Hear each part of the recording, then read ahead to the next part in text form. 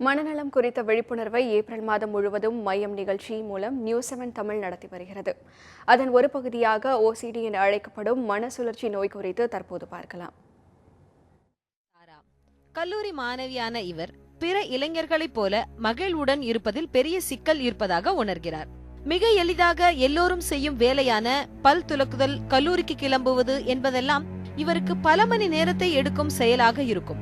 காரணம், தாராவுக்கு obsessive compulsive disorder OCD என்ற ஒரு மனநல கோளாறு ஏற்பட்டது.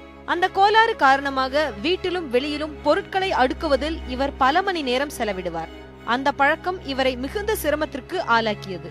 தான் வீட்டு கதவை சரியாக பூட்டாமல் சென்றால் அவரது பெற்றோர் கொலை செய்யப்படுவார்கள் என்ற எண்ணம் அவருக்கு அடிக்கடி ஏற்படும். தாரா தன்னை கடிந்து கொள்வார். மீண்டும் சென்று கதவை சரிபார்த்து வருவார்.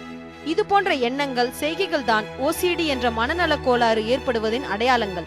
நண்பர்கள் எல்லோரும் மகிழ்ச்சியாக பேசிக் கொண்டிருக்கும் போது தாரா மட்டும் வீட்டு கதவை சரியாக பூட்டினோமா என்ற எண்ணமும் தேவையற்ற பயத்தோடும் இருப்பார். கெட்ட கனவுகள் இவரை ஆக்கிரமிக்கும்.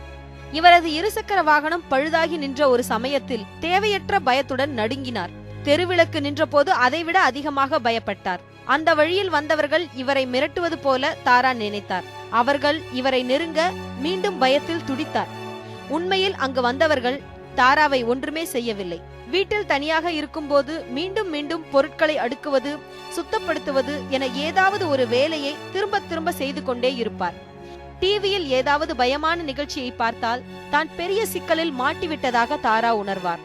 தாராவின் பெற்றோர் அவரை மருத்துவரிடம் அழைத்துச் சென்றனர். மருத்துவரின் ஆலோசனையும் மருந்துகளும் ரொம்பவே அவருக்கு உதவியது. யோகாவும் தியான பயிற்சியும் உதவியாக இருந்தது. பயமும் கொஞ்ச நாட்களில் மறைந்து போனது. ஓசிடியிலிருந்து மீண்ட தாரா மற்ற இளைஞர்களைப் போல மகிழ்ச்சியாக இருந்தார். தாராவை போல மருத்துவரை அணுகுவதும் மருந்துகள் எடுத்துக்கொள்வதும் ஓசிடியிலிருந்து மீள்வதற்கான வழி. ஓசிடி கோளாறு பற்றிய புரிதலும் விழிப்புணர்வும் ஏற்படுத்த தாராவின் கதையை உங்கள் நண்பர்களிடம் பகிர்ந்து கொள்ளுங்கள். பிரமிளா, நியூஸ்7 தமிழ், சென்னை.